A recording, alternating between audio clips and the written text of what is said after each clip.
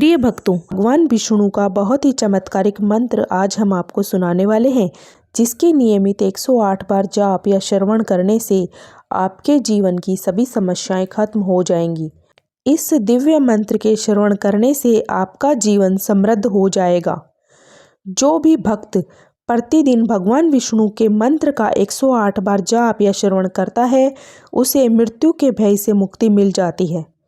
इस मंत्र के जाप से व्यक्ति को मोक्ष प्राप्त होता है और जन्म मृत्यु के चक्र से मुक्त हो जाता है। लोग जाने अनजाने में किए गए सभी बुरे कर्मों से छुटकारा पा सकते हैं। यह मन, शरीर और आत्मा में भी उचित संतुलन बनाए रखने में मदद करता है। यह मंत्र पुरानी बीमारी से भी सुरक्षा दिलाता है। इस मंत्र के जाप या श्रवण से तनाव, चिंता को कम करने में मदद करता है। यह मंत्र अकाल मृत्यु से भी सुरक्षा देता है। इस दिव्य मंत्र के श्रवण करने से आपके जीवन में सुख समृद्धि प्रदान होगी। तो आइए केवल एक बार भगवान विष्णु पर पूरा विश्वास करके इस मंत्र को सुन लेते हैं। आप यकीन मानिए, भगवान विष्णु जी महाराज आप पर कृपा जरूर बरसाएंगे। आपके जीवन की सभी मनोकामनाएं पूरी हो जाएंगी। तो आइए भगवान पर पूरा विश्वास करके सच्चे मन से मंत्र को पूरा सुन लेते हैं। बस आपको ध्यान में रखना है कि मंत्र को पूरा 108 बार या इससे ज़्यादा ही सुनना है। मतलब कि इस वीडियो को पूरा सुनना है। सुनते सुनते आप ध्यान मग्न हो जाएंगे। आप अपने घर या दुकान पर कहीं भी इस मंत्र को सुन सकते हैं। हम आशा करते हैं आपको शीघ्र ही लाभ मिलेगा। अगर आपको हमारा वीडियो पसंद आए तो वीडियो को दिल से एक लाइक अवश्य करना।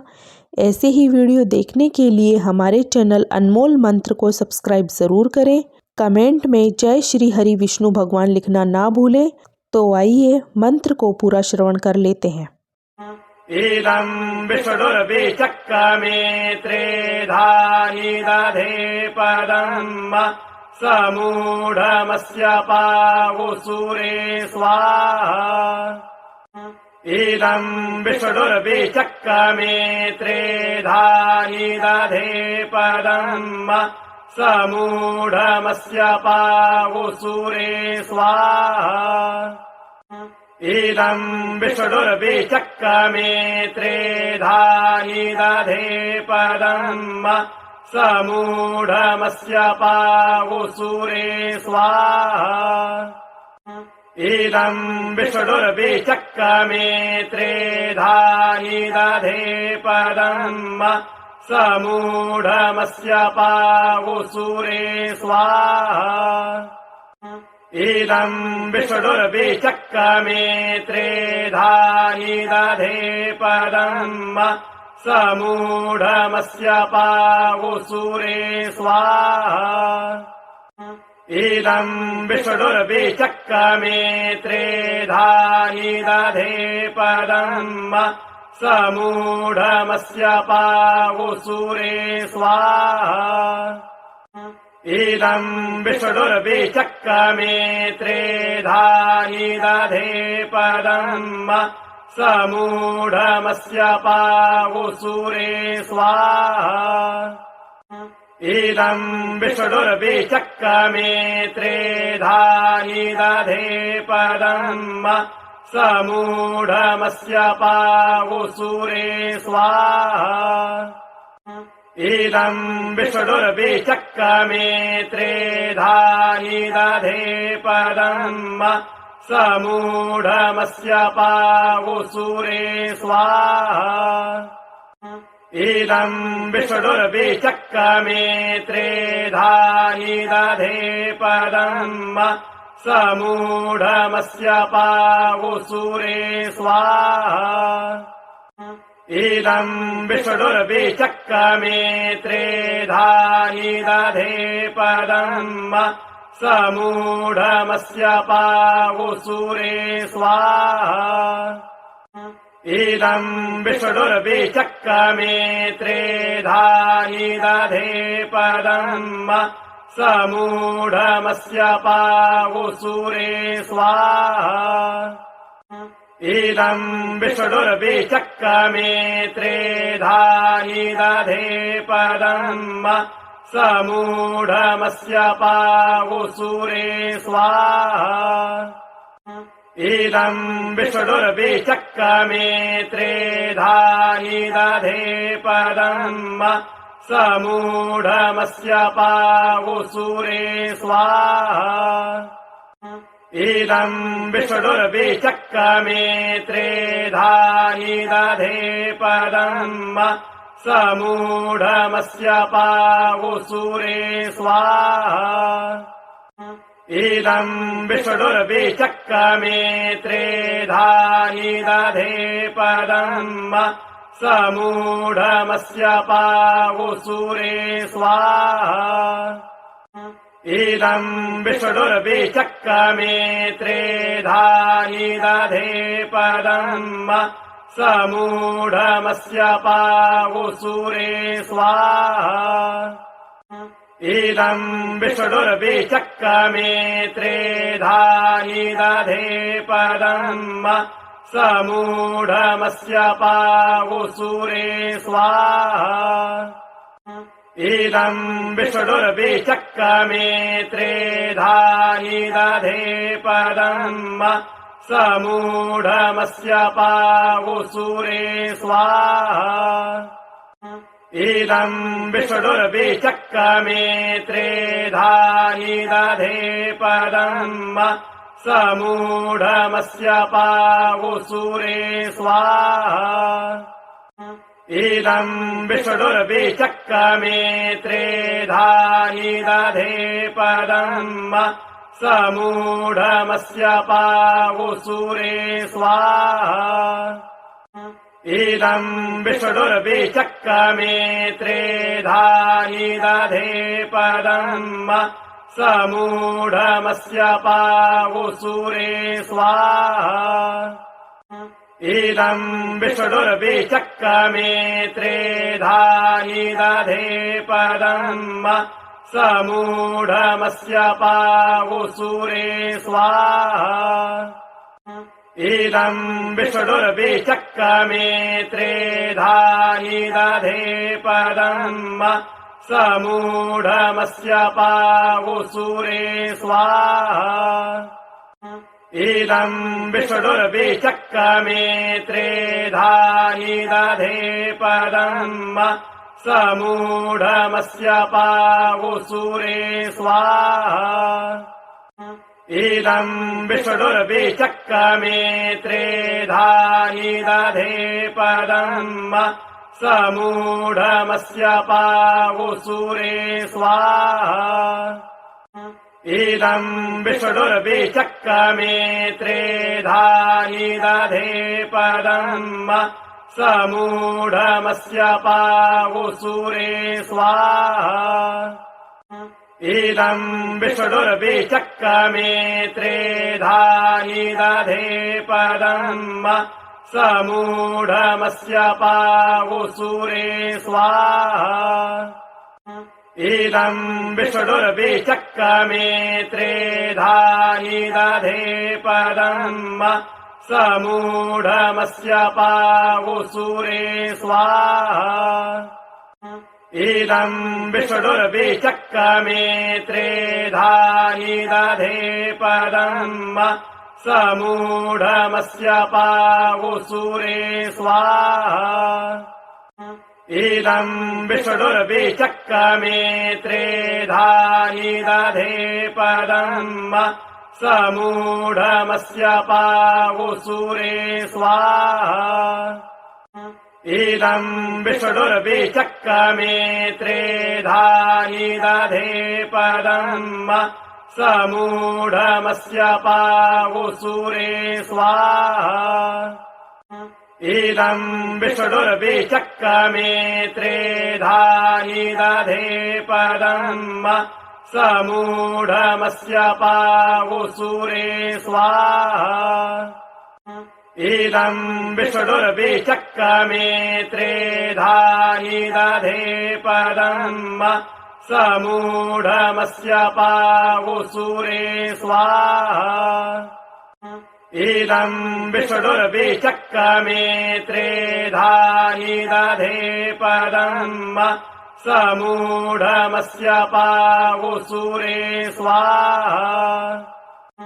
इदम् विष्णुर्विचक्रमे त्रेधानि दधे पदम् समूढमस्य पावुसूरे स्वाहा इदम् विष्णुर्विचक्रमे त्रेधानि दधे पदम् समूढमस्य पावुसूरे स्वाहा इदम् विष्णुर्विचक्रमे त्रेधानि दधे पदम् समूढमस्य पावुसूरे स्वाहा इदम् विष्णुर्विचक्रमे त्रेधानि दधे पदम् समूढमस्य पावुसूरे स्वाहा इदम् विष्णुर्विचक्रमे त्रेधानि दधे पदम् समूढमस्य पावुसूरे स्वाहा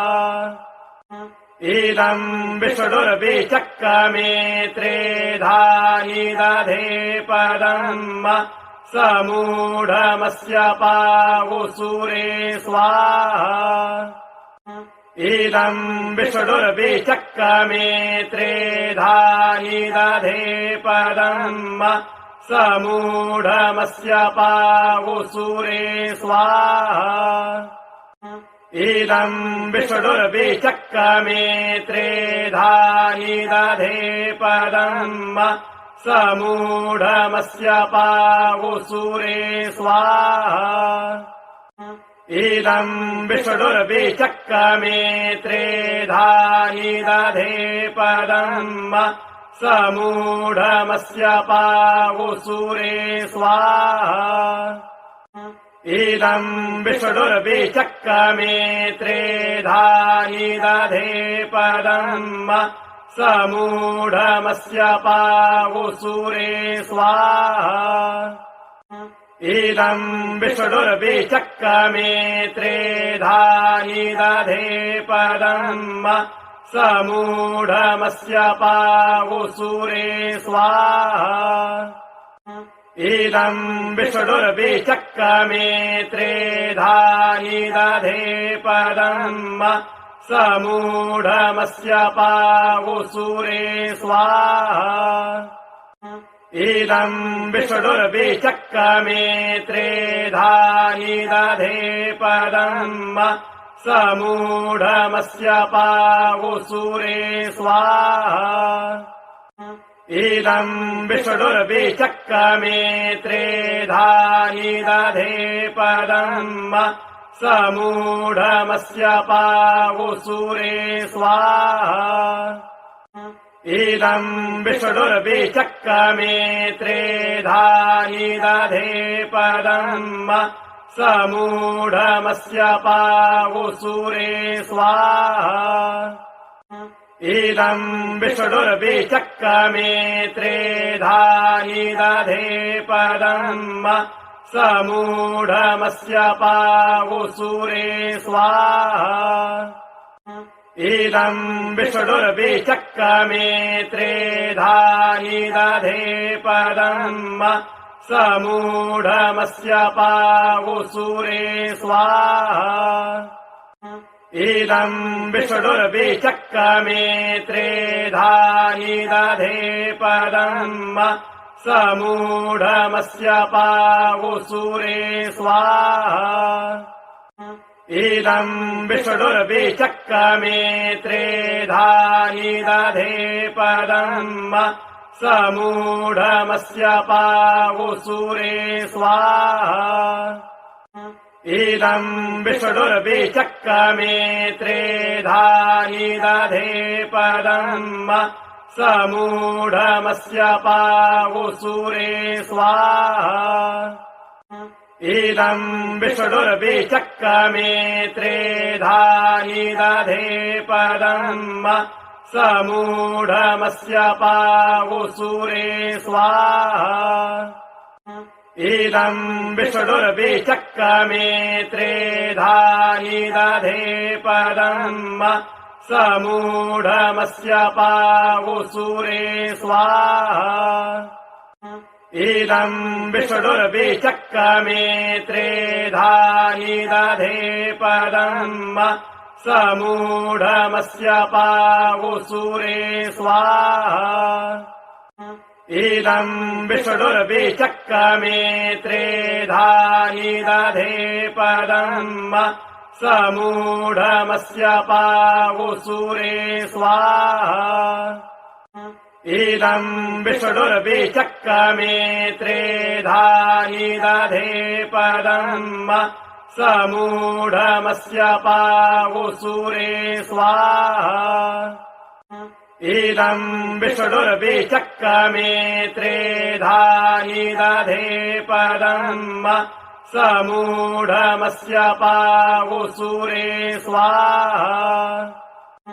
इदम् विष्णुर्विचक्रमे त्रेधानि दधे पदम् समूढमस्य पावुसूरे स्वाहा इदम् विष्णुर्विचक्रमे त्रेधानि दधे पदम् समूढमस्य पावुसूरे स्वाहा इदम् विष्णुर्विचक्रमे त्रेधानि दधे पदम् समूढमस्य पावुसूरे स्वाहा इदम् विष्णुर्विचक्रमे त्रेधानि दधे पदम् समूढमस्य पावुसूरे स्वाहा इदम् विष्णुर्विचक्रमे त्रेधानि दधे पदम् समूढमस्य पावुसूरे स्वाहा इदम् विष्णुर्विचक्रमे त्रेधानि दधे पदम् समूढमस्य पावुसूरे स्वाहा इदम् विष्णुर्विचक्रमे त्रेधानि दधे पदम् समूढमस्य पावुसूरे स्वाहा इदम् विष्णुर्विचक्रमे त्रेधानि दधे पदम् समूढमस्य पावुसूरे स्वाहा इदम् विष्णुर्विचक्रमे त्रेधानि दधे पदम् समूढमस्य पावुसूरे स्वाहा इदम् विष्णुर्विचक्रमे त्रेधानि दधे पदम् समूढमस्य पावुसूरे स्वाहा इदम् विष्णुर्विचक्रमे त्रेधानि दधे पदम् समूढमस्य पावुसूरे स्वाहा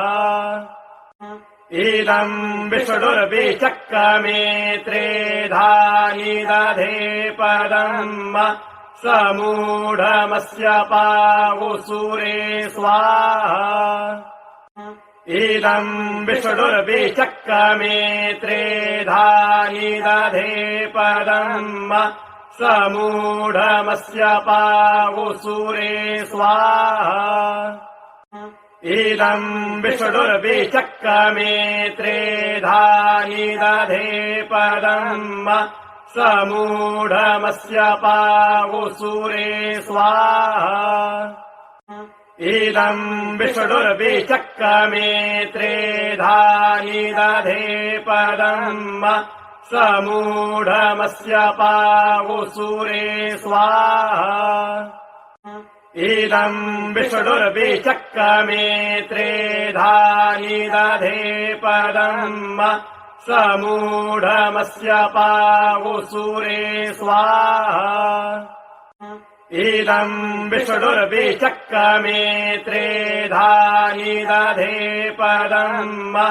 समूढमस्य पावुसूरे स्वाहा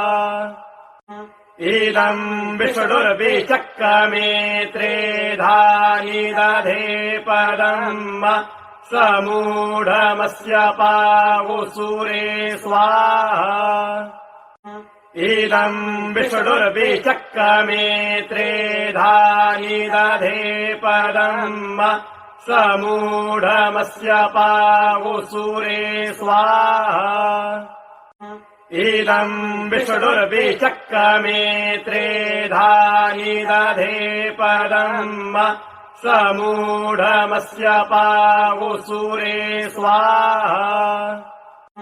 इदम् विष्णुर्विचक्रमे त्रेधा निदधे पदम् समूढमस्य पावुसूरे स्वाहा इदम् विष्णुर्विचक्रमे त्रेधा निदधे पदम् समूढमस्य पावुसूरे स्वाहा इदम् विष्णुर्विचक्रमे त्रेधा निदधे पदम् समूढमस्य पावुसूरे स्वाहा इदम् विष्णुर्विचक्रमे त्रेधा निदधे पदम् समूढमस्य पावुसूरे स्वाहा इदम् विष्णुर्विचक्रमे त्रेधा निदधे पदम् समूढमस्य पावुसूरे स्वाहा इदम् विष्णुर्विचक्रमे त्रेधा निदधे पदम् समूढमस्य पावुसूरे स्वाहा इदम् विष्णुर्विचक्रमे त्रेधा निदधे पदम् समूढमस्य पावुसूरे स्वाहा इदम् विष्णुर्विचक्रमे त्रेधा निदधे पदम् समूढमस्य पावुसूरे स्वाहा इदम् विष्णुर्विचक्रमे त्रेधा निदधे पदम् समूढमस्य पावुसूरे स्वाहा इदम् विष्णुर्विचक्रमे त्रेधा निदधे पदम् समूढमस्य पावुसूरे स्वाहा इदम् विष्णुर्विचक्रमे त्रेधा निदधे पदम् समूढमस्य पावुसूरे स्वाहा इदम् विष्णुर्विचक्रमे त्रेधा निदधे पदम् समूढमस्य पावुसूरे स्वाहा इदम् विष्णुर्विचक्रमे त्रेधा निदधे पदम् समूढमस्य पावुसूरे स्वाहा इदम् विष्णुर्विचक्रमे त्रेधा निदधे पदम् समूढमस्य पावुसूरे स्वाहा इदम् विष्णुर्विचक्रमे त्रेधा निदधे पदम् समूढमस्य पावुसूरे स्वाहा इदम् विष्णुर्विचक्रमे त्रेधा निदधे पदम् समूढमस्य पावुसूरे स्वाहा इदम् विष्णुर्विचक्रमे त्रेधा निदधे पदम् समूढमस्य पावुसूरे स्वाहा इदम् विष्णुर्विचक्रमे त्रेधा निदधे पदम् समूढमस्य पावुसूरे स्वाहा इदम् विष्णुर्विचक्रमे त्रेधा निदधे पदम् समूढमस्य पावुसूरे स्वाहा इदम् विष्णुर्विचक्रमे त्रेधा निदधे पदम् समूढमस्य पावुसूरे स्वाहा इदम् विष्णुर्विचक्रमे त्रेधानि दधे पदम् समूढमस्य पावुसूरे स्वाहा इदम् विष्णुर्विचक्रमे त्रेधानि दधे पदम् समूढमस्य पावुसूरे स्वाहा इदम् विष्णुर्विचक्रमे त्रेधानि दधे पदम् समूढमस्य पावुसूरे स्वाहा इदम् विष्णुर्विचक्रमे त्रेधानि दधे पदम् समूढमस्य पावुसूरे स्वाहा इदम् विष्णुर्विचक्रमे त्रेधानि दधे पदम् समूढमस्य पावुसूरे स्वाहा इदम् विष्णुर्विचक्रमे त्रेधानि दधे पदम् समूढमस्य पावुसूरे स्वाहा इदम् विष्णुर्विचक्रमे त्रेधानि दधे पदम् समूढमस्य पावुसूरे स्वाहा इदम् विष्णुर्विचक्रमे त्रेधानि दधे पदम् समूढमस्य पावुसूरे स्वाहा इदम् विष्णुर्विचक्रमे त्रेधानि दधे पदम् समूढमस्य पावुसूरे स्वाहा इदम् विष्णुर्विचक्रमे त्रेधानि दधे पदम् समूढमस्य पावुसूरे स्वाहा इदम् विष्णुर्विचक्रमे त्रेधानि दधे पदम् समूढमस्य पावुसूरे स्वाहा इदम् विष्णुर्विचक्रमे त्रेधानि दधे पदम् समूढमस्य पावुसूरे स्वाहा इदम् विष्णुर्विचक्रमे त्रेधानि दधे पदम् समूढमस्य पावुसूरे स्वाहा इदम् विष्णुर्विचक्रमे त्रेधानि दधे पदम् समूढमस्य पावुसूरे स्वाहा इदम् विष्णुर्विचक्रमे त्रेधानि दधे पदम् समूढमस्य पावुसूरे स्वाहा इदम् विष्णुर्विचक्रमे त्रेधानि दधे पदम् समूढमस्य पावुसूरे स्वाहा इदम् विष्णुर्विचक्रमे त्रेधानि दधे पदम् समूढमस्य पावुसूरे स्वाहा इदम् विष्णुर्विचक्रमे त्रेधानि दधे पदम् समूढमस्य पावुसूरे स्वाहा इदम् विष्णुर्विचक्रमे त्रेधानि दधे पदम् समूढमस्य पावुसूरे स्वाहा इदम् विष्णुर्विचक्रमे त्रेधानि दधे पदम् समूढमस्य पावुसूरे स्वाहा इदम् विष्णुर्विचक्रमे त्रेधानि दधे पदम् समूढमस्य पावुसूरे स्वाहा इदम् विष्णुर्विचक्रमे त्रेधानि दधे पदम् समूढमस्य पावुसूरे स्वाहा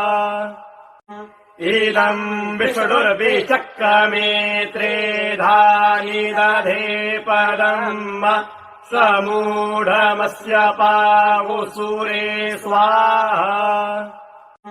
इदम् विष्णुर्विचक्रमे त्रेधानि दधे पदम् समूढमस्य पावुसूरे स्वाहा इदम् विष्णुर्विचक्रमे त्रेधानि दधे पदम् समूढमस्य पावुसूरे स्वाहा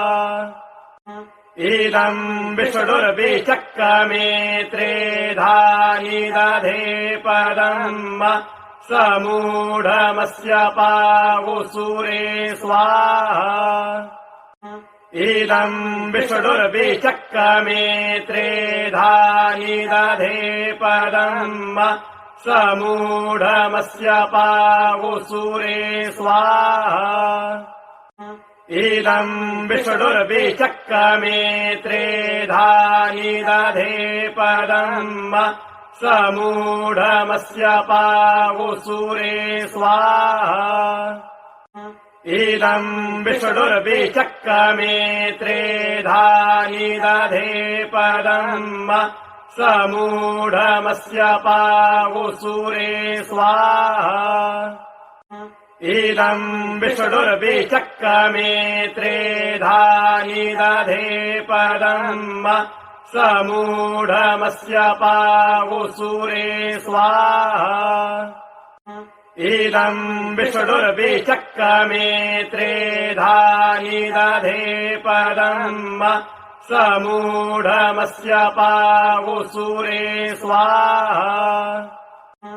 इदम् विष्णुर्विचक्रमे त्रेधानि दधे पदम् समूढमस्य पावुसूरे स्वाहा इदम् विष्णुर्विचक्रमे त्रेधानि दधे पदम्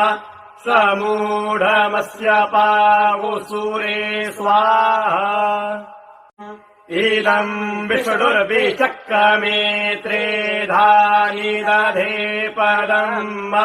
समूढमस्य पावुसूरे स्वाहा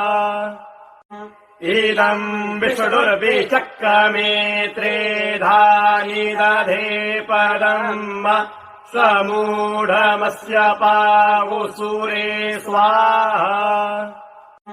इदम् विष्णुर्विचक्रमे त्रेधानि दधे पदम्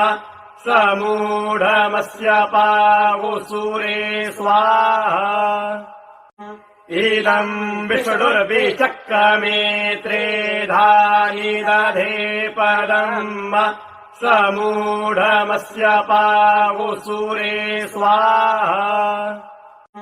इदम् विष्णुर्विचक्रमे त्रेधानि दधे पदम् समूढमस्य पावुसूरे स्वाहा इदम् विष्णुर्विचक्रमे त्रेधानि दधे पदम् समूढमस्य पावुसूरे स्वाहा इदम् विष्णुर्विचक्रमे त्रेधानि दधे पदम् समूढमस्य पावुसूरे स्वाहा इदम् विष्णुर्विचक्रमे त्रेधानि दधे पदम् समूढमस्य पावुसूरे स्वाहा